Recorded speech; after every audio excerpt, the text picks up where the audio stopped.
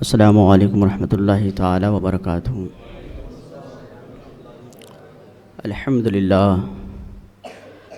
للہ رب العالمین والعاقبۃ للمتقین والصلاۃ والسلام علی رسولہ الکریم وعلی آلہ وصحبہ اجمعین، اما بعد فاعوذ باللہ من الشیطان الرجیم، بسم اللہ الرحمن الرحیم۔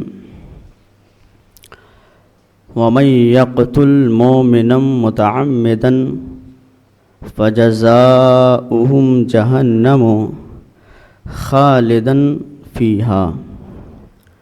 صدق اللہ العظیم وصدق رسولہ النبی الامین المتین الکریم، ونحن علی ذلک لمن الشاہدین والشاکرین، والحمد للہ رب العالمین۔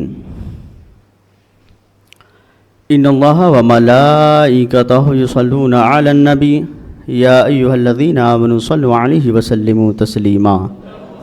اللہم صلی علی سیدنا شفیعنا مولانا محمد بارک وسلم، صلو علیہ صلاۃ وسلام علیک یا رسول اللہ صلی اللہ تعالی علیہ وسلم۔ غوث اعظم بمن بے سر و ساما مدد، قبلہ دی مدد کعبہ ایما مدد، بگرداب بلا افتاد کشتی، ضعیفان شکست راہ تو پشتی، بحق خواجہ عثمان ہارونی، مدد کن یا معین دین چشتی، قادریم نعرے یا غوث اعظمی زنم، دمز شیخ احمد رضا خان قطب عالمی زنم، دمز شیخ اختر رضا خان قطب عالمی زنم۔ بریلی کے تاجدار فرماتے ہیں، سرور کہوں کہ مالک و مولا کہوں تجھے، باغ خلیل کا گل زیبا کہوں تجھے، تیرے تو وصف عیب تناہی سے ہے بری، حیران ہوں میرے شاہ میں کیا کیا کہوں تجھے، لیکن رضا نے ختم سخن اس پہ کر دیا، خالق کا بندہ خلق کا آقا کہوں تجھے۔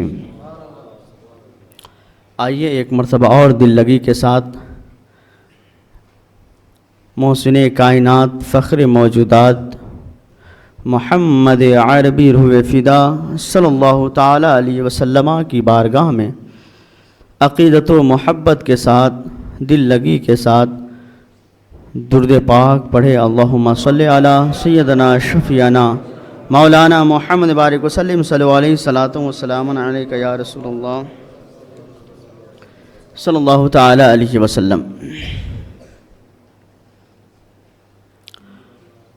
محترم حضرات، اگر آج پوری دنیا پر نظر دوڑائیں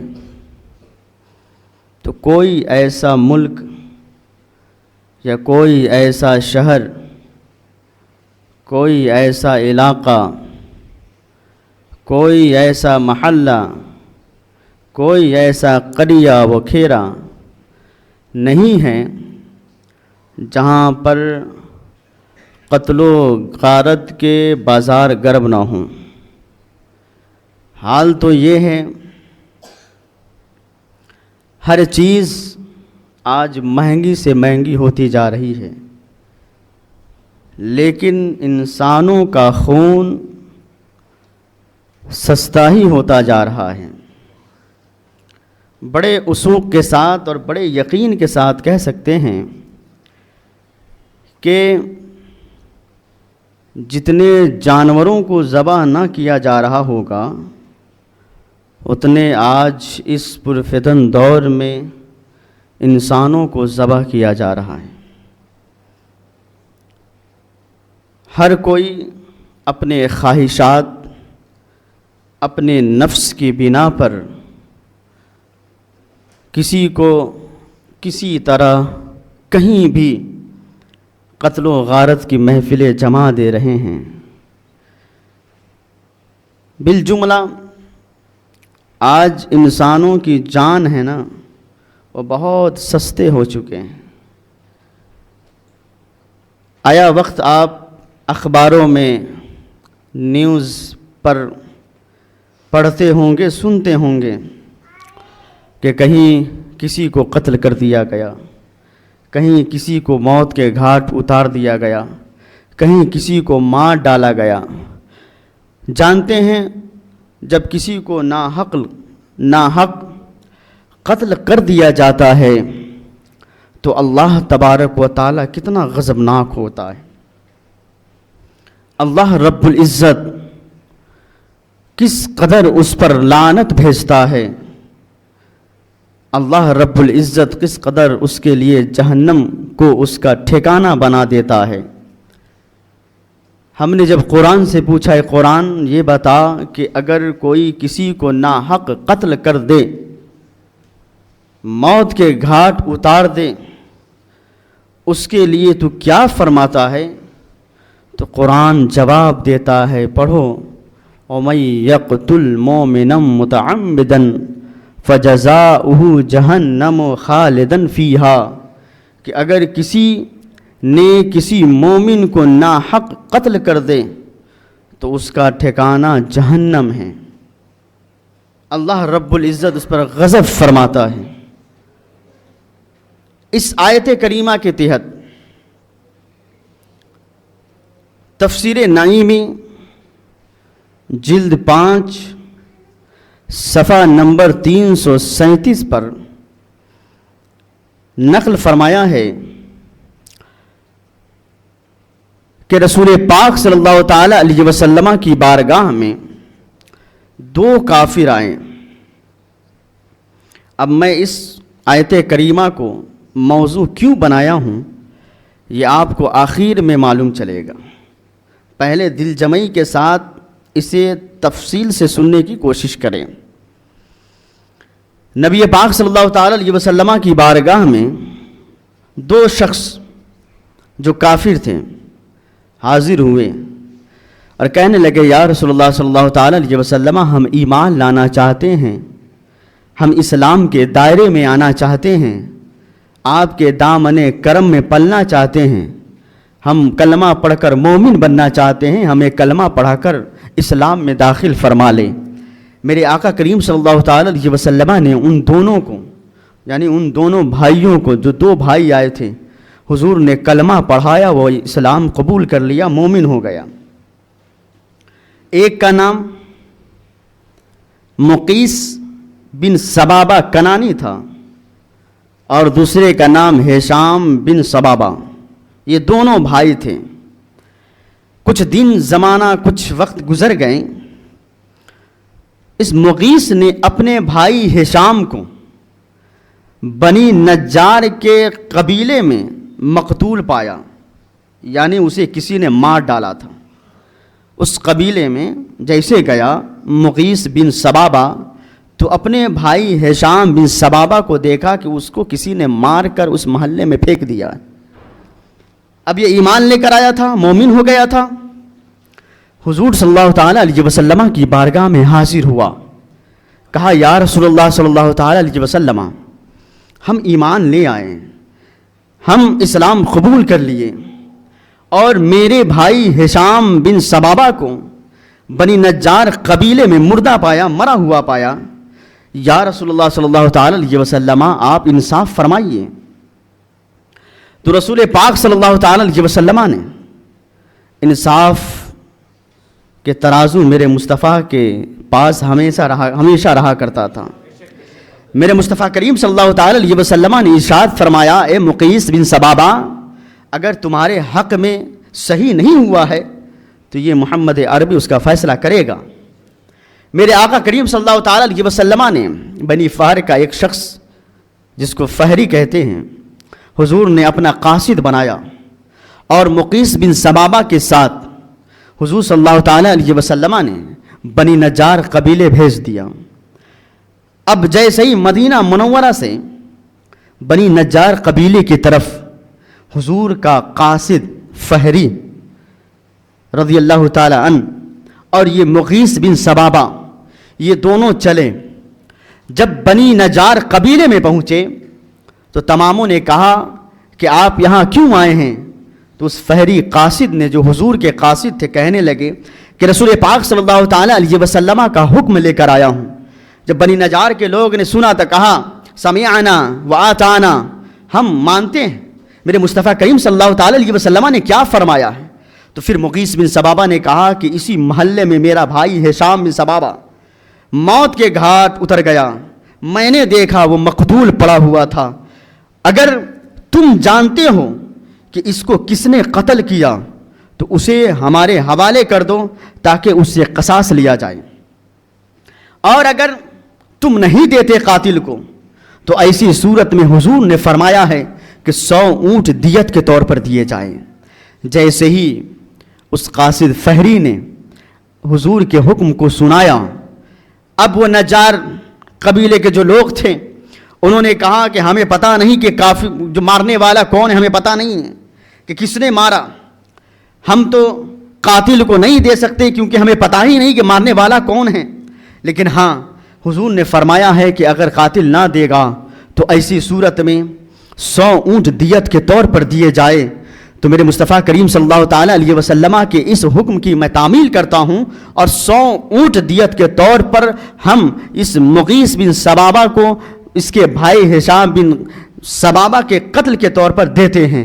جیسے ہی 100 اونٹ لیا اور لینے کے بعد بنی نجار قبیلے سے نکلا ہے، نکلنے کے بعد مدینہ منورہ کی طرف جانے لگا ہے، راستے میں اس کی نیت بدل گئی، دل میں خیال پیدا ہوا کہ کیوں نہ یہ 100 اونٹ یہ حضور نے فرمایا ہے نا، اسی وجہ سے ان سرداروں سے ہم نے لے لیا ہے، اب مدینہ نہ جائیں گے بلکہ مکہ چلے جائیں گے، مرتد ہو جائیں گے، اسلام سے نکل جائیں گے۔ لیکن اس کے دل میں خیال پیدا ہوا ہو نہ ہو یہ فہری جو غلام ہے یہ حضور کو جا کر بتا دے گا، تو اس نے کیا کیا، اسی وقت وہ صحابی رسول حضرت فہری رضی اللہ تعالیٰ عنہ کو ناحق شہید کر دیا، اسی وقت اس مغیث بن سبابہ نے مار دیا، اور مارنے کے بعد 100 اونٹ کو ہکا کر یعنی اسے لے کر مکہ مکرمہ کی طرف چلا گیا۔ میرے آقا کریم صلی اللہ تعالیٰ علیہ وسلم کو جب یہ خبر پہنچی، میرے مصطفیٰ کریم صلی اللہ تعالیٰ علیہ وسلم بڑے رنج میں پڑ گئے، بڑے غمگین ہو گئے کہ ایک صحابی رسول کو ناحق قتل کر دیا، وہ تو اسلام لے کر آیا تھا، مومن بن کر آیا تھا، مومن بنا تھا، اسلام میں داخل ہو گیا تھا، اس کو انصاف مل گیا، اس کے باوجود بھی مرتد ہو گیا، اور پھر مرتد ہونے کے ساتھ ساتھ میرے قاصد کو بھی قتل کر دیا۔ میرے مصطفیٰ کریم صلی اللہ تعالی علیہ وسلم ابھی رنج میں تھے کہ حضرت جبریل علیہ السلام تشریف لے آئے، اور لانے کے بعد کہنے لگے یا رسول اللہ صلی اللہ تعالی علیہ وسلم، اس کی زندگی کتنی ہے، جتنی زندگی اس کی ہے اس قدر یہ دنیا میں جی لے گا، اس کے بعد جب آخرت میں جائے گا تو اسے اس کی سزا ملیں گی۔ اللہ کے رسول صلی اللہ تعالی علیہ وسلم کو جب حضرت جبریل نے سنایا وَمَن يَقْتُلْ مُؤْمِنًا مُتَعَمِّدًا فَجَزَاؤُهُ جَهَنَّمُ خَالِدًا فِيهَا، کہ یا رسول اللہ صلی اللہ تعالی علیہ وسلم، رب فرماتا ہے کہ جس مومن کو کسی نے ناحق قتل کیا ہو تو اللہ تبارک و تعالی اسے جہنم میں ڈالے گا، وہ جہنم میں چلے گا، اللہ تبارک و تعالی اس سے غضبناک ہوگا، اس پر غضبناک ہوگا، اور اللہ رب العزت اس پر لعنت بھیجتا ہوا نظر آئے گا۔ یاد رکھیں جیسے یہ آیت کریمہ نازل ہوئی، میرے مصطفیٰ کریم صلی اللہ تعالی علیہ وسلم کے غم چھٹ گئے، جانتے تھے یہاں پہ اس نے قتل کیا، قتل و غارت کیا ہے، لیکن جب قیامت کے دن اللہ تبارک و تعالی اسے جہنم میں جلائے گا، اللہ تبارک و تعالی جب اسے جہنم میں ڈالے گا تو پھر جا کر وہاں پر اس کا کوئی پرسانے آن نہ ہوگا۔ قیامت میں جب وہ جہنم میں جلے گا اور جب اسے تکلیفیں ہوں گی تو کوئی اس وقت بچانے والا نہ ہوگا، اس لیے کہ عذاب دینے والا کون ہے؟ وہ رب کی ذات ہے، اور کیوں نہ دے جس کی وجہ سے مصطفیٰ کریم صلی اللہ تعالی علیہ وسلم غمگین ہوتے ہوں تو اللہ تبارک و تعالی اسے جہنم کی آگ میں ضرور جلاتا ہوا نظر آئے گا۔ تو جیسے ہی اس نے قتل کیا اور چلا گیا، کافر ہو گیا، یہ آیت کریمہ نازل ہوئی۔ لیکن یہ قتل کوئی پہلا قتل نہیں تھا کہ ناحق قتل کر دیا جاتا۔ اس سے پہلے آپ کائنات کے سب سے ابتدائی دور میں چلیں، ابتدائی دور میں جب حضرت آدم علیہ السلام کے 2 بیٹے،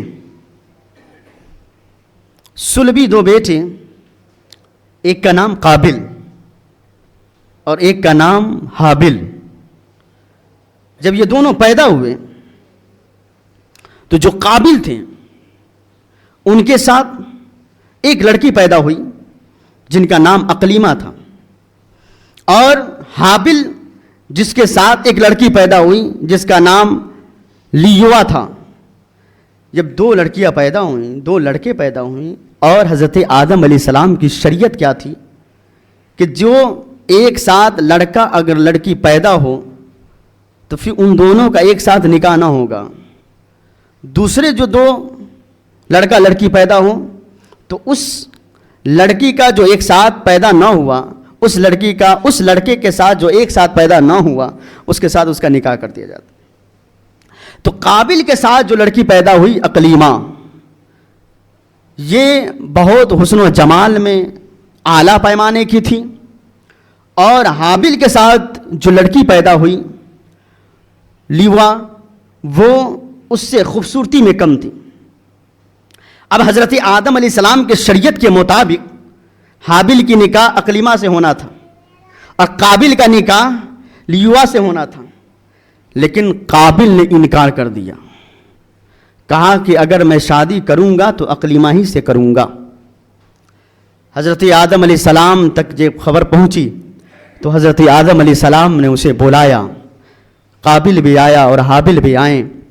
جب دونوں آئیں تو حضرت آدم علیہ السلام نے شریعت آدم کو سمجھایا، سمجھانے کے بعد قابل ہر دھرمی پہ اتر آیا، کہا کہ اگر میں شادی کروں گا تو اقلیمہ سے، یہ خوبصورت، میں اسی سے شادی کروں گا، میں اسے نہیں کروں گا۔ شریعت کو نہیں مانا۔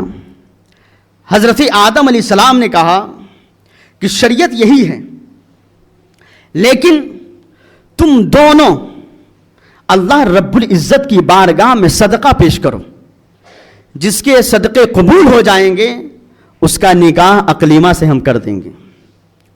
اب دونوں صدقہ پیش کرنے کے لیے گئے۔ قابل جو تھا وہ کاشتکاری کرتا تھا، کھیتی باڑی کا کام کرتا تھا، اور حابل جو تھے وہ بکریوں کو چرایا کرتے تھے۔ اب قابل نے گندم کا انبار کھلے آسمان کے نیچے رکھ دیا، اور حابل نے ایک بکری آسمان کے نیچے رکھ دیے، یعنی کہ اس وقت کا صدقہ جو قبول ہوتا تھا، آسمان سے آگ کے شعلے آتے تھے، جس کے صدقے قبول ہونے تھے اس کو اچک لے جایا کرتی تھی، اور جس کے قبول نہیں ہوتے تھے صدقے، آگ اسے نہیں لے جاتی، وہیں پہ پڑا رہ جاتا۔ جیسے ہی دونوں نے رکھا، رکھنے کے بعد آسمان سے آگ آئی اور حابل کے بکریوں کو اچک کے لے گئی۔ حضرت آدم علیہ السلام نے کہا کہ حابل کی صدقے کو اللہ رب العزت قبول فرما لیا ہے، اس لیے حابل کا نکاح اقلیمہ سے ہوگا۔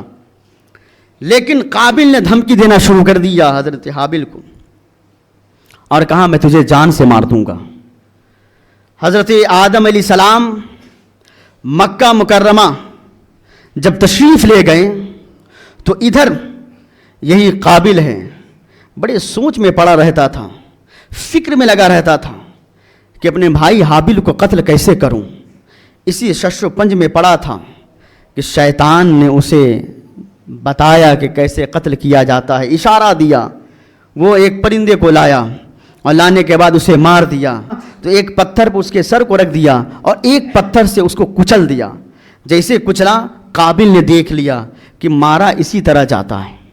اب حابل جو تھے وہ بکریوں کی چروائی کرتے تھے، بکریاں چرایا کرتے تھے۔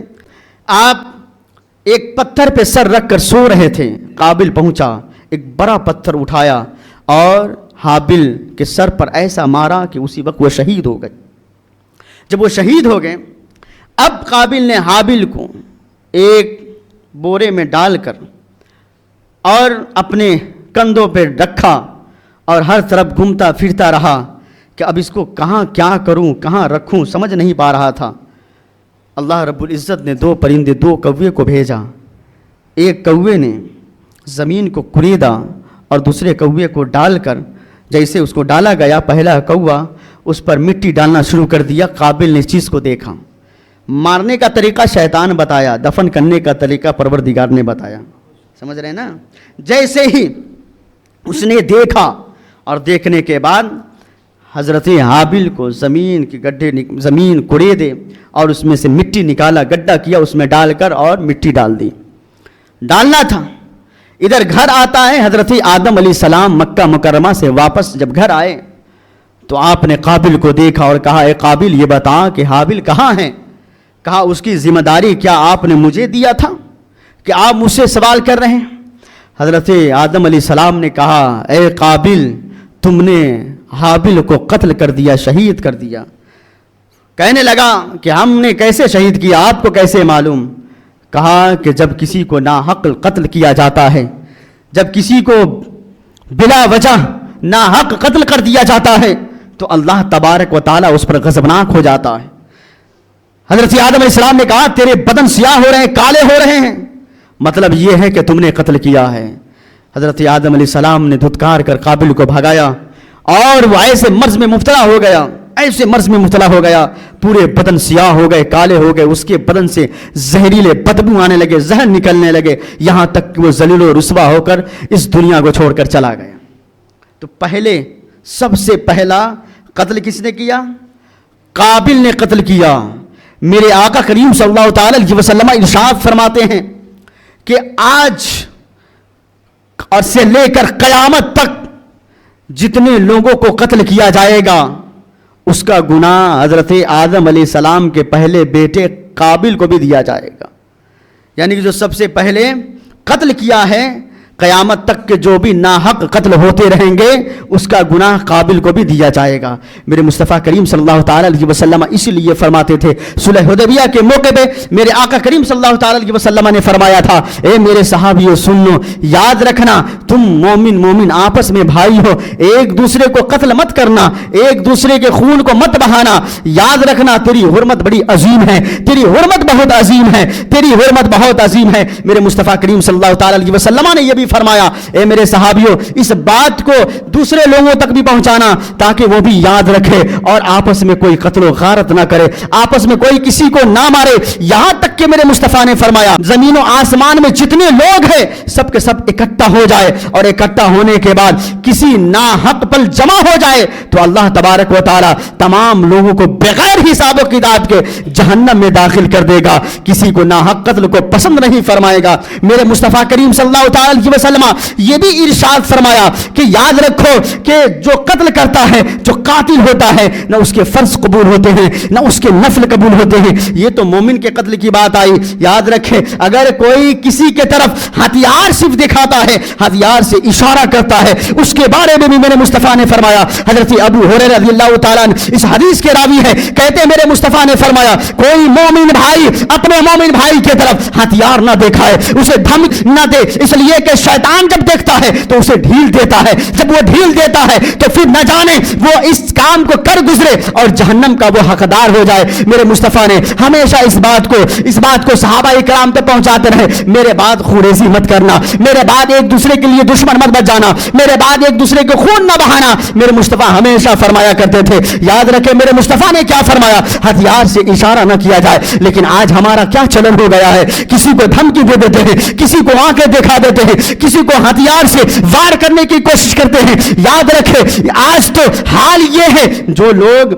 لوگ یہاں پر اس طرح ہتھیار سے اشارہ کرتے ہوں، کچھ تو ایسے لوگ ہیں جو ملک سے باہر بھی رہتے ہیں، علاقے سے باہر رہتے ہیں، شہر کے باہر رہتے ہیں، اس کے باوجود بھی اپنی سیٹ کو بچانے کے لیے، اپنے عہدے کو بچانے کے لیے لوگ ایک دوسرے کا قتل عام کرتے ہیں، مار ڈالتے ہیں، کسی کو بیوہ کر دیتے ہیں، کسی کو یتیم کر دیتے ہیں، کسی کے سہاگ کو لوٹ لیتے ہیں۔ کون لوگ؟ جو لوگ اپنے سیٹ کو بچانے کے لیے مسلمانوں کا قتل عام کر دیتے ہیں، جو لوگ اپنے عہدہ کو بچانے کے لیے، اپنے خواہشات کو پورا کرنے کے لیے مسلمانوں کو تباہ و برباد کر دیتے ہیں، مار ڈالتے ہیں۔ یاد رکھے میرے مصطفیٰ کریم صلی اللہ تعالی علیہ وسلم نے ارشاد فرمایا یہاں تو وہ بچ جائے گا لیکن جب مرے گا جہنم میں جائے گا، جب وہ چلے گا جہنم میں کوئی اسے پوچھنے والا نہ ہوگا، وہ جہنم میں چلتا رہے گا، اسے سزائیں ملتی رہے گی اور وہ سزا پاتا رہے گا۔ یہاں تو بچ سکتا ہے لیکن مرنے کے بعد وہ نہیں بچ سکتا۔ گا. یاد رکھے میرے مصطفیٰ کریم صلی اللہ تعالی علیہ وسلم نے یہ بھی ارشاد فرمایا کہ آگ جو جہنم کی آگ ہوں گے اس کے 70 حصے بنائے جائیں گے اور 69 حصے اس میں اسے رکھا جائے گا جو قتل کا حکم دیتا ہے. ایک حصے ایسے ہوں گے جو قاتل ہوگا اس میں رکھا جائے گا اور دونوں کے لیے وہ کافی ہوں گے. کیا مطلب یہ ہے جو حکم دیتا ہے کہیں سے کہیں بیٹھ کر تو اسے مار دو, یوں کہیں سے کہیں بیٹھ کر حکم دیتا ہے اسے یتیم کر دو, اسے بیوہ کر دو. اس کا مطلب یہ نہیں ہے جو حکم کرے گا وہ بچ جائے گا, جو قتل کرے گا وہ پکڑا جائے گا. نہیں, بلکہ جو حکم کرے گا وہ بھی جہنم میں چلے گا اور جو قتل کرے گا وہ بھی جہنم میں چلے گا. میرے مصطفیٰ کریم صلی اللہ تعالی علیہ وسلم نے یہ بھی ارشاد فرمایا کہ جب قیامت قائم ہوگی اور اس وقت اللہ رب العزت قاتل کو بھی بلائے گا, مقتول کو بھی بلائے گا. جب یہ دونوں آئیں گے تو اللہ تبارک و تعالی سے وہ مقتول جس کو قتل کر دیا گیا تھا وہ اللہ رب العزت کی بارگاہ میں کہے گا اے مولا اس نے مجھے قتل کیا ہے, اس سے پوچھو ذرا کہ اس نے مجھے کیوں قتل کیا. جب اللہ رب العزت پوچھے گا اس سے یہ تو بتا تم نے قتل کیوں کیا اسے, تو وہ اشارہ کرے گا تیسرے کی جانب اشارہ کرے گا اس نے حکم دیا تھا تو میں نے قتل کر دیا.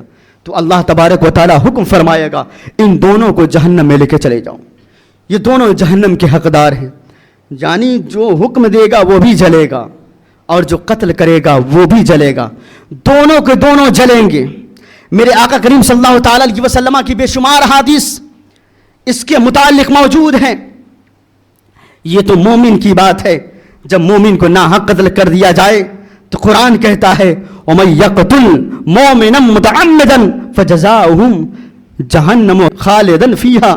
یہ تو قرآن کہہ رہا ہے کہ اسے جہنم میں جلنا پڑے گا. لیکن اخباروں نے میں سے ایک خبر ایسی بھی آئی جو انسان اگر سن لے تو بدن کے رونگٹے کھڑے ہو جائیں. اسی 2023 کے نومبر مہینے کے 5 تاریخ کو ایک ایسا بھی واردات آسام کے سرزمین پر ہوا تھا جسے انسان سنتا ہے تو دہل جاتا ہے. یہ مومن کے قتل کی بات ہو رہی ہے, لیکن کوئی مومن اگر امام ہو اس کے بارے میں کیا ہے. جیسے ہی دردناک قتل کیا, قتل کرنے کے بعد جب پولیس والے آئے اور پوچھے ان مقتدیوں کو یہ بتاؤ کہ امام کو قتل کس نے کیا ہے, تو ان میں سے ایک کہتا ہے کہ ہم نے دیکھا ہے کہ کس نے قتل کیا. کہا بتاؤ کس نے قتل کیا, کیسے قتل ہوئے. کہتا ہے کہ میں مسجد میں داخل ہوا, دیکھتا کیا ہوں کہ کوئی شخص ہے جو امام پر حملہ کر رہا ہے. ہم نے بچانے کی کوشش کی, مجھے دھکے مار کر باہر کر دیا گیا, مجھے ایسے دھکے مارے مجھے بھی چوٹ آئے, میں باہر ہو گیا. امام کو قتل کر کے وہ چلا گیا.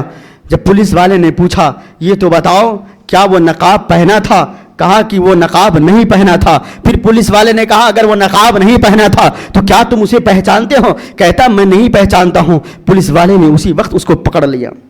پکڑنے کے بعد کہتا ہے نقاب بھی نہیں پہنا تھا, تم دیکھے بھی اور پہچانے نہیں, اس کا مطلب یہ ہوتا ہے کہ قاتل تو ہی ہے. جو قتل کر رہا تھا وہی گیت گا رہا تھا, قتل کے ڈھنڈورے پیٹ رہے تھے.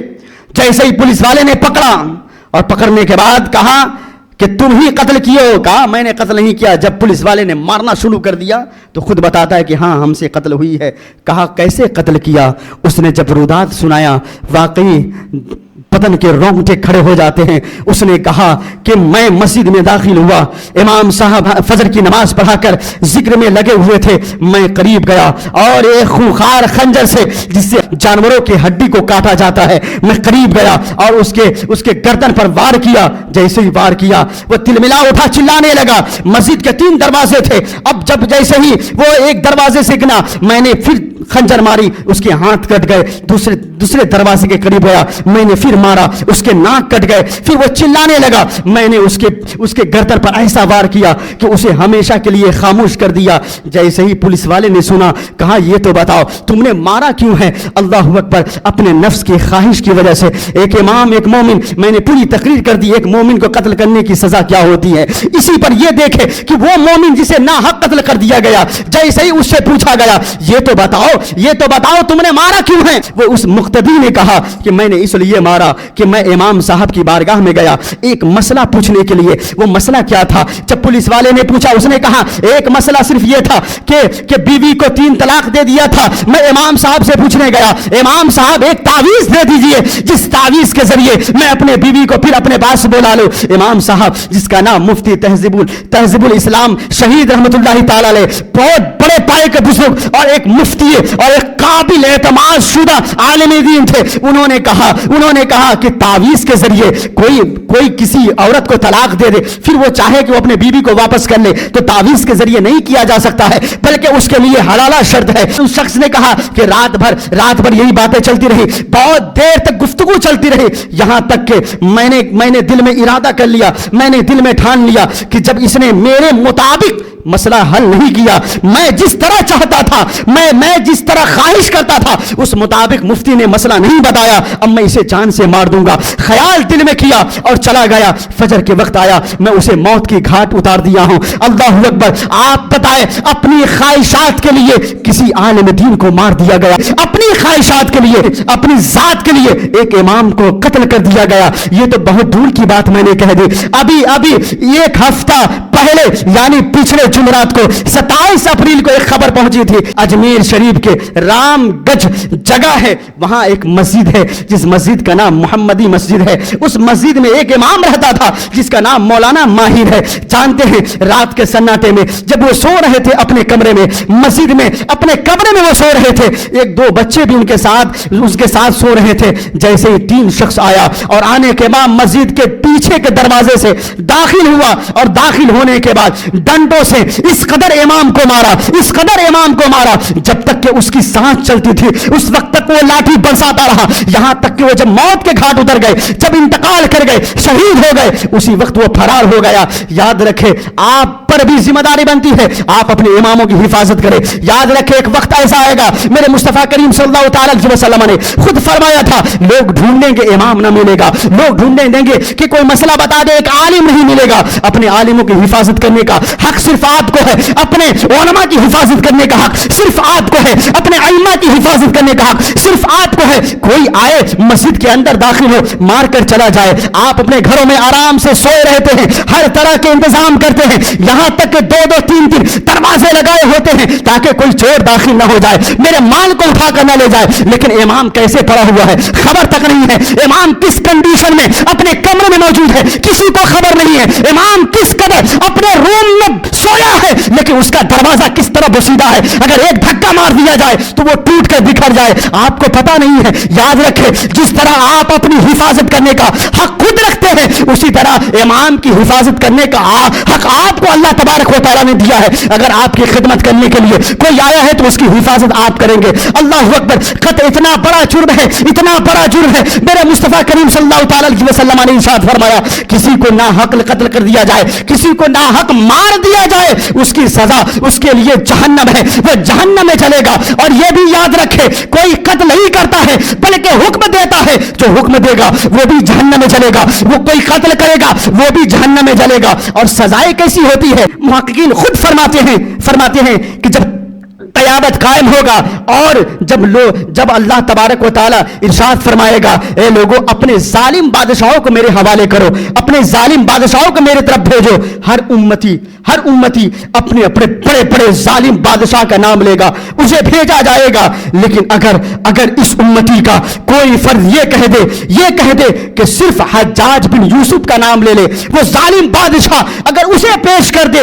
محققین فرماتے ہیں تمام امتیوں کے ظالم بادشاہ ایک طرف رہیں گے، لیکن ایک صرف تنہا ظالم بادشاہ جس کا نام حجاج بن یوسف ہے ایک طرف رکھ دیا جائے تو تماموں پر وہ بھاری پڑ جائے گا۔ خود جب وہ مرتا ہے، مرنے کے بعد کسی نے اسے خواب میں دیکھا کہ وہ جہنم میں چل رہا تھا، جب اس نے اس سے پوچھا یہ تو بتاؤ حجاج بن یوسف تیرا حال کیا ہے، تو اس بادشاہ ظالم نے کہا تھا کہ میں جب مرا اور مرنے کے بعد ہر روز مجھے قتل کیا جاتا ہے، میں نے جتنی قتلیں کی تھی ہر روز مجھے قتل کیا جاتا ہے، اور جب مجھے ایک کے بدلے ایک قتل نہیں کیا جاتا بلکہ ایک قتل کے بدلے 70 قتل کیے جاتے ہیں، اور جو سزا جب قتل کسی کو کیا جاتا ہے اس وقت اسے جو تکلیف ہوتی ملتی ہے اس سے 70 گنا تکلیف مجھے ملتی ہے. اللہ اکبر. آپ سمجھ سکتے ہیں کہ میرے مصطفیٰ نے فرمایا مومن بھائی ہے, ایک ساتھ جڑ کر رہے. یاد رکھے حالات اتنے بگڑ گئے ہیں, بے رحم لوگ بن گئے ہیں. خود میرے مصطفیٰ نے فرمایا قیامت آنے والا ہوگا تو ایک گروہ ایسا بھی پیدا ہوگا جس کی شکل انسانوں کی طرح ہوگی لیکن دل شیطان کا ہو جائے گا. شکل تو انسان کا ہوگا لیکن دل شیطان کا ہو جائے گا. بے رحم ہوگا, بے دریغ جانوروں کو جس طرح ذبح کیا جاتا ہے اس طرح انسانوں کو ذبح کیا جائے گا. آج کیا ہو رہا ہے, تھوڑے زمین پر لڑائی شروع, قتل و غارت بڑپا ہو جاتا ہے. تھوڑی بات پر اپنی نفس کے خاطر کسی کو مارنے کی دھمکی دے دی جاتی ہے. ذرا سی بات پر کسی کو سپاری دے کر مارنے کی دھمکیاں دی جاتی ہے. یاد رکھے وہ وقت آ گیا ہے. اپنے آپ کو بچائے, اپنے مذہب اسلام کو بچائے, اپنے علماء کو بچائے, اپنے ائمہ کو بچائے, جس قرآن کو پڑھتے اس قرآن کو بچائے. آج ہر جگہ اس قدر مسلمانوں کو تباہ کیا جا رہا ہے. آپ نے خود سنا ہوگا کسی ملک میں کس طرح تباہی مچائے ہوا ہے. وہ آج وہاں تباہی ہے, کل ہمارے اعمال ایسے ہیں, ہم تک تباہی پہنچ جائے گی. ہمارا تو حال ایسا ہو گیا ہے, ایسا حال ہو گیا ہے کہ جو پولٹری فارم ہے نا, پولٹری فارم کی مرغیاں ہیں نا, اس طرح ہمارا حال ہو گیا ہے. جب اس کو ذبح کرنے کے لیے ایک نکالتا ہے نا تو دوسرا صرف دیکھتا رہتا ہے, حرکت بھی نہیں کرتا. اسی طرح ہمارا حال ہو گیا. ہمارے سامنے ہمارے بھائی کو قتل کر دیا جاتا ہے لیکن ہم حرکت بھی نہیں کرتے, اپنے وقت کا انتظار کرتے ہیں. یاد رکھیں یہ وقت بہت یہ وقت پرفتن دور کا ہے. اس وقت میں اپنے ایمان کو بچائے رکھے, آپس میں جڑ کر رہنے کی کوشش کرے, متفق رہ کر مذہب اسلام پر رہ کر دین کا کام کرنے کی کوشش کرے. ہر لوگ آتے رہیں گے, تباہی مچاتے رہیں گے. اگر آپ مذہب اسلام پر, میرے مصطفیٰ کی شریعت پر, میرے مصطفیٰ کی سیرت پر اگر آپ رہ کر اپنے نفس کی خواہشات کو چھوڑ کر اگر آپ صحیح طریقے پر ایک پلیٹ فارم پر چل کر مذہب اسلام کی اشاعت کریں گے, یقیناً لوگ کچھ بھی کہیں لیکن آپ ہی فلاحی ہوتے ہوئے نظر آئیں گے. اللہ تبارک و تعالیٰ آپ ہی کے مقدر میں کامیابی عطا فرمائے گا. یہ مت کرے کوئی مسلمان لٹ رہا ہے تو ہم ہنسی کر اس کا مذاق اڑا دے, کسی کو قتل کیا جا رہا ہے تو ہم صرف اپنے گرم بستر پر سو کر لذیذ کھانے کھا کر اس کے تبصرے مسکرا کر کرتے رہیں. نہیں, بلکہ اللہ رب العزت نے ہمیں مسلمان بنایا ہے. ہمارے سینے میں اللہ رب العزت نے اسلام کے دیوں کو جلایا ہے. اگر کسی بھائی تکلیف میں ہو تو حق یہ ہے کہ ہم بھی تکلیف میں ہو جائے. اگر کوئی رو رہا ہو تو حق یہ ہے کہ ہم بھی رونے لگے. لیکن ہماری ضمیر تو اتنی مر گئی ہے, اس قدر ہم مر گئے ہیں کہ ہم تو قبرستان میں جا کر بھی مسکراتے ہیں. ہمارا حال تو یہ ہو گیا ہے کہ سامنے میت پڑی ہے, جنازے کی نماز ہونے والی ہے, کہاں مار کر ہم ہنستے رہتے ہیں. اللہ اکبر. یاد رکھے وہ وقت دور نہیں ہے جب گاجر مولی کی طرح ان نام نہاد مسلمانوں کو قتل کیا جائے گا. یاد رکھے اپنے وقت کا انتظار کرے.